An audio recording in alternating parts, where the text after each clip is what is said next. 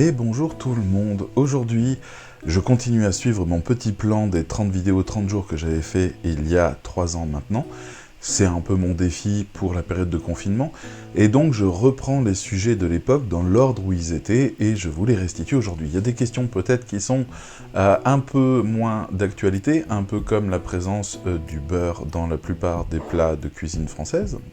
Si vous retombez sur un livre de cuisine des années 70, ça va vous faire bizarre. Donc, le sujet du jour, aujourd'hui, ça va être la question à 1000 $, faut-il tout copyrighter quand on est rédacteur web?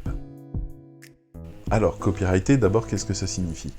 Dans un premier temps, ça signifie concevoir des contenus qui sont dédiés à la vente. Alors, il y a plein de rédacteurs qui disent qu'ils sont copywriters, et qui n'identifient pas forcément que le copywriting concerne les pages de vente, et les tunnels de vente, et pas le blog, et pas les fiches produits, et pas...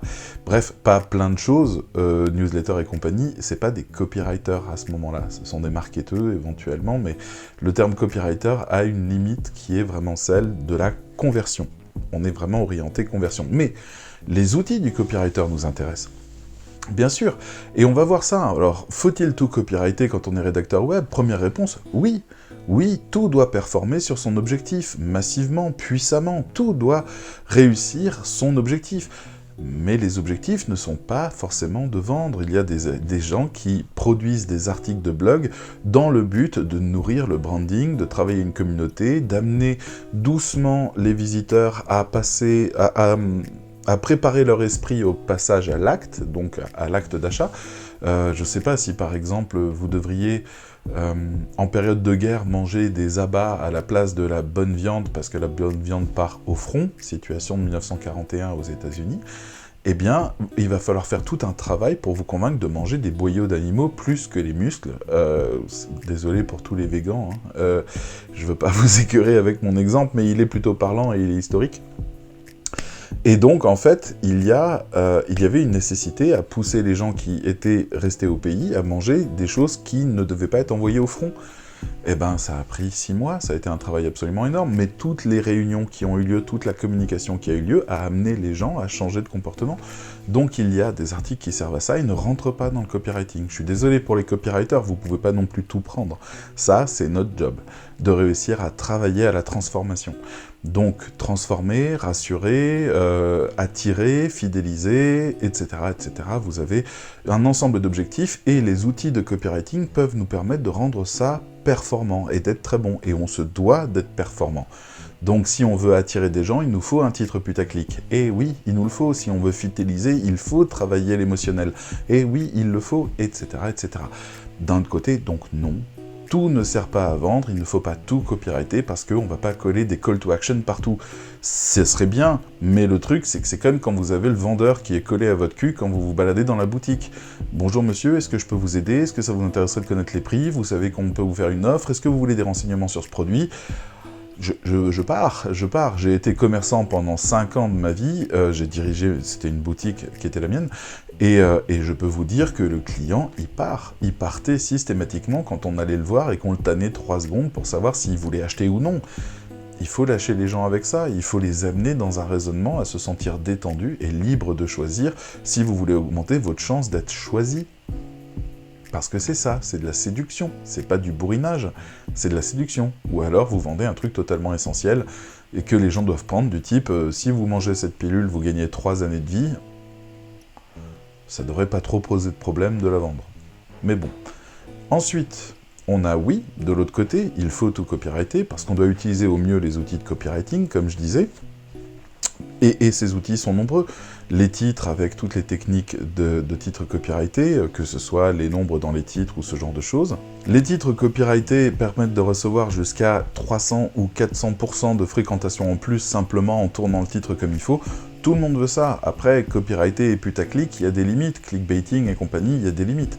L'idée, c'est de pouvoir trouver quelque chose qui soit attirant et dans le respect des valeurs. D'accord? Et on va pas dire, je sais pas, si par exemple votre client, et c'est un client que j'ai eu à un moment donné, vend des services funéraires, Et je l'ai déjà vu, lui, enfin quand je suis arrivé, il était en train d'écrire ses propres textes, il venait de me sortir le top 10 des meilleures idées pour un enterrement. Non, ça marche pas, le top 10 des meilleures idées pour un enterrement, c'est pas l'ambiance. Et lui, il avait lu que ça allait attirer plus de monde et il l'a fait. Et le problème, ben voilà, c'est que les gens qu'il a attirés n'étaient pas ceux qu'il voulait, donc ça a été compliqué. Mais voilà, par contre, ça pouvait être les idées les plus émouvantes pour un enterrement réussi, entre guillemets, ou un enterrement inoubliable. Voilà, les idées les plus émouvantes pour un enterrement inoubliable, on utilise le superlatif là-dedans, et voilà, ça peut marcher.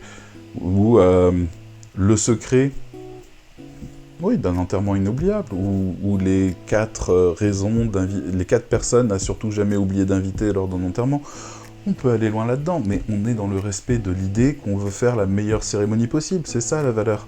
Parce qu'il y a toutes les raisons pour lesquelles une cérémonie doit être très belle.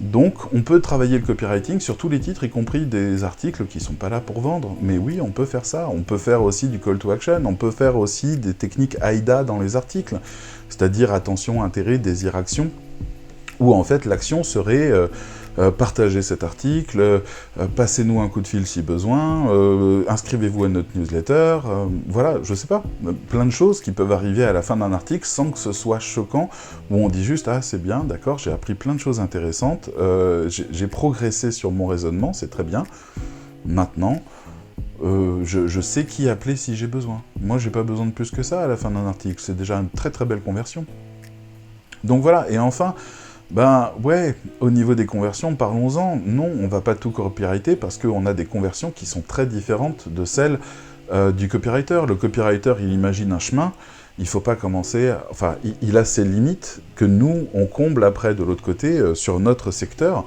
Et nous, par exemple, on va travailler une communauté, on va travailler en étroite collaboration avec un community manager, on va vérifier les éléments de réassurance dans les procédures d'achat, on va essayer d'identifier et de lever les frictions que le copywriter va réussir au travers d'un argumentaire à faire, mais nous, ça va se trouver en distillé dans tous les textes, dans tous les contenus.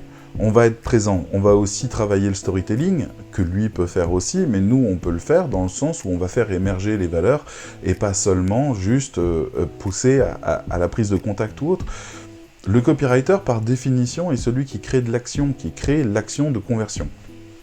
C'est peut-être limité aujourd'hui, tout le monde fait ses règles un peu comme il veut, mais de base, c'est ça, et nous, on a tellement de choses à faire à côté de lui, en dehors de lui, tout autour de lui, pour que sa trajectoire à lui soit la meilleure possible, et que les gens fassent le voyage qu'il a décidé, mais dans un décor qui leur envoie que des bons signaux. Ça, c'est nous.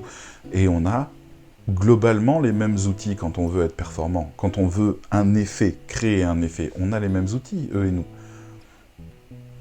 Mais on va pas tout copywriter. Voilà. Nous, on va s'occuper du décor de l'intérieur de la maison dans laquelle lui va jouer la pièce de théâtre, d'une certaine manière. Mais après, bien sûr que nos métiers se chevauchent régulièrement et que l'un fait quelque chose que l'autre peut faire aussi, mais dans les cœurs d'action des deux, on a chacun notre trajectoire, on est complémentaires, et dans le cadre d'un projet qui engage les bonnes personnes aux bons endroits, on travaille ensemble, le copywriter et nous. Voilà, c'est ce que je peux vous dire aujourd'hui. Il ne faut pas tout copywriter, mais il faut tout piquer au copywriter. Allez, à demain. Bye bye.